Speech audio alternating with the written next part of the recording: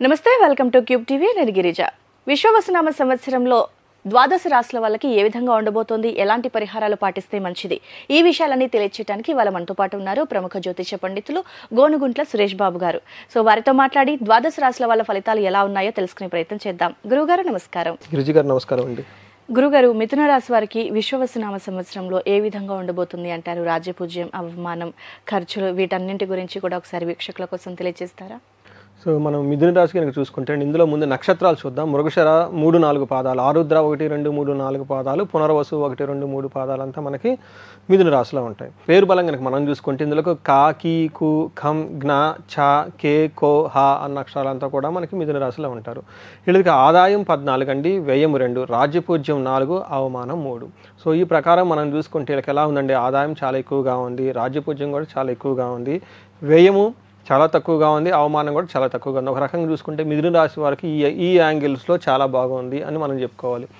గ్రహస్థితి కనుక మనం చూసుకుంటే శని మీనరాశిలోను, గురువు వచ్చేటప్పటికి మిథున రాశిలోను, రాహు కుంభరాశి, కేతు వచ్చేటప్పటికి సింహరాశిలో ఉన్నారు. ఈ యొక్క గ్రహస్థితిని బట్టి కనుక మనం చూసుకుంటే మనకి ఓవరాల్గా మిథున రాశి వాళ్ళకి ఒక సామాన్యంగా ఉండే మంత్ లేదా ఒక సామాన్యంగా ఉండే ఇయర్ అని మనం అనుకోవాలన్నమాట.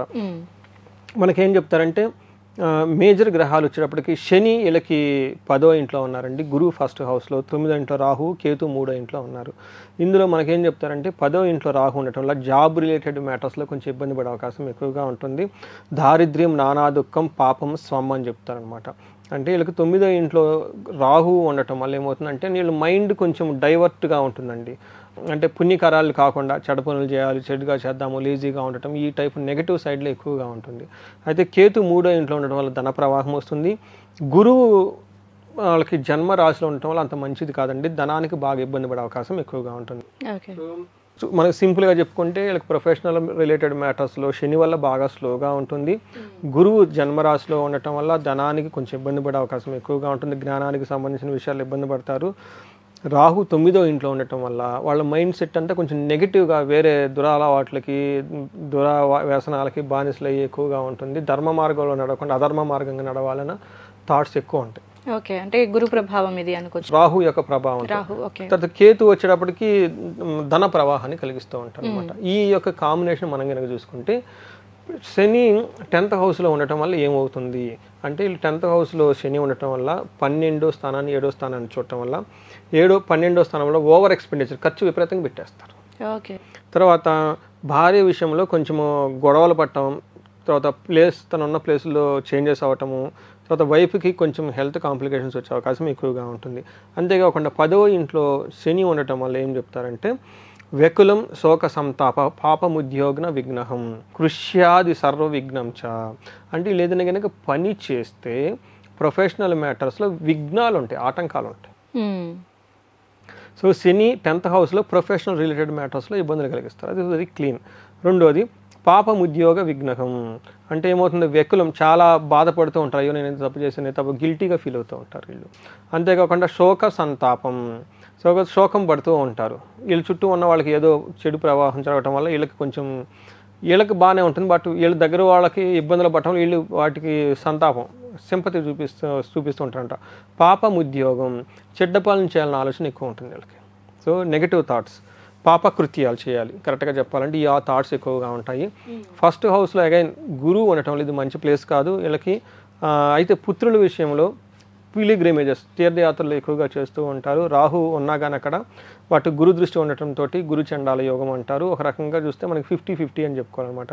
అయితే గురువు తను ఫస్ట్ హౌస్లో ఉండటం వల్ల ఏం జరుగుతుంది అంటే మన మహర్షులు ఏం చెప్తారంటే రాజో కోప యశో హాని ఉద్యోగస్య విరోధకం బుద్ధి భ్రంశో భాగ్యహాని తర్వాత తృతీయగే గురు అని చెప్పేసి అంటారు. అంటే వీళ్ళు ప్రొఫెషనల్స్ ఎవరైనా వర్క్ చేస్తూ ఉంటే పైన బాసులతో ఒత్తిడి వస్తుంది, వీళ్ళ మీద కోప్పడుతూ ఉంటారు. తర్వాత వచ్చేటప్పటికి యశోహాని, వీళ్ళకి కీర్తి ప్రతిష్టలకి అవమానం జరిగే సంఘటనలు చుట్టూ జరుగుతూ ఉంటాయి. ఉద్యోగ విరోధకం, అగైన్ ప్రొఫెషనల్ మ్యాటర్స్లో గొడవలు ఉంటాయి. సో మీరు శని చూస్తున్నా, గురువు చూస్తున్నా ప్రొఫెషనల్ రిలేటెడ్ మ్యాటర్స్లో వీళ్ళకి ఇబ్బందులు ఎక్కువగా కనిపిస్తున్నాయని మనం గమనించాలి. తర్వాత అయితే ప్లస్ పాయింట్ ఏంటంటే పిల్లలు వాళ్ళ ఎడ్యుకేషన్కి సంబంధించిన విషయాలు చాలా బాగుంటారు. తర్వాత ఎవరైనా కనుక టెంపుల్స్, యాత్రలు, తర్వాత పిలిగ్రిమేజెస్ ఇవి చేయడానికి అయితే చాలా బాగుంటుంది. రాహు వీళ్ళకి 9వ ఇంట్లో ఉండటం వల్ల సపోర్టింగ్ సిస్టమ్ అంతగా బాగుండదు.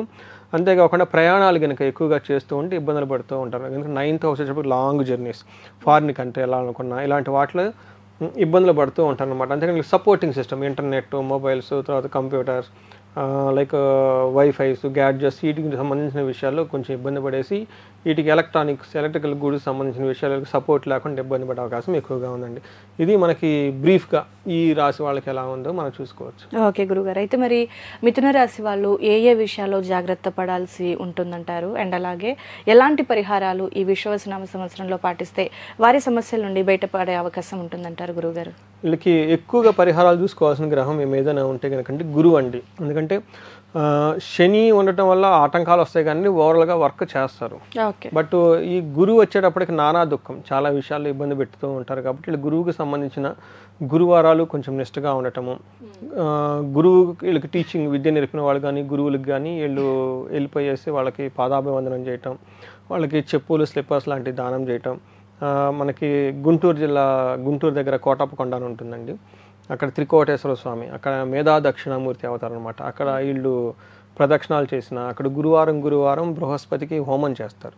ఈ హోమం వాళ్ళు చేయించుకున్నా కానీ బృహస్పతి హోమము, తర్వాత మేధా దక్షిణామూర్తి టెంపుల్స్ విజిట్ చేయటం, ఇవన్నీ చూస్తూ ఉంటే గురువుకి సంబంధించిన విషయాల్లో చాలా వరకు బాగుంటుంది. అంతేకాకుండా యోగా, మెడిటేషన్, ధ్యానం ఇలాంటివి చేస్తున్నా కానీ చాలా బాగుంటుందండి. ధన ప్రవాహం బాగుంది. ఇవి కాకుండా వాళ్ళకి ఎవరికైనా కనుక ఏదైనా కనుక ప్రాబ్లమ్స్ ఉంటే అడిషనల్గా వీళ్ళకి రాజసమాన సౌఖ్యము, తర్వాత హెల్త్ విషయంలో చాలా బాగుంటుంది. బట్ ఎవరైనా కనుక హెల్త్ కనుక సరిగా లేకపోతే అమృత మృత్యుంజయ పాశుపత హోమం చేయించుకున్నా బాగుంటుంది.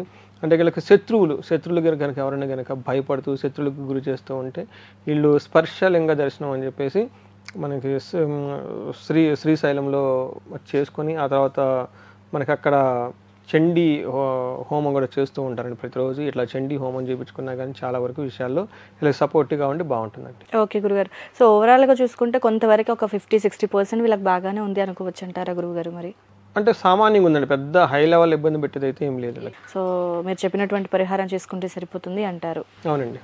ఓకే గురుగారు, సో మిథున రాశి వారికి సంబంధించి చాలా బ్రీఫ్గా ఎక్స్ప్లెయిన్ చేశారు గురుగారు. ధన్యవాదాలు. ధన్యవాదాలు.